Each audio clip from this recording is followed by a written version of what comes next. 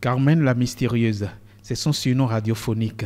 De l'estime du temps où, journaliste animatrice à la radio nationale, elle avait déjà écrit ce conte intitulé « Le lionceau et le papillon ».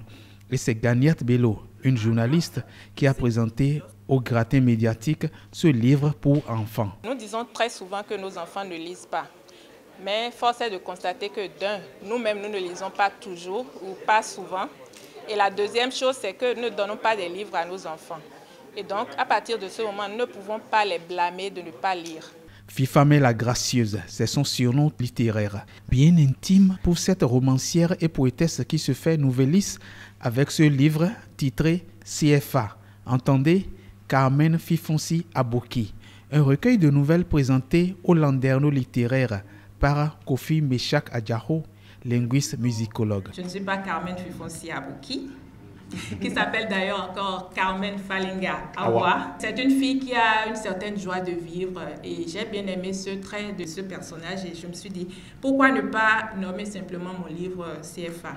Toudonou l'impérieuse, c'est son surnom ultime dans le cercle restreint de la communication parlementaire, d'où elle a pu faire parler la grande muette, l'armée, à travers cet essai estampillé le vert, le rouge et le noir, ici présenté par le capitaine Ali Orou. Ce sont les responsables des forces armées qui ont sollicité la transformation de ma thèse en DEA en livre. Un ouvrage qui fait un peu la typologie des grades dans les forces armées béninoises.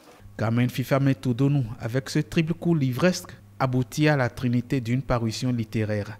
Sérénité, célérité et célébrité.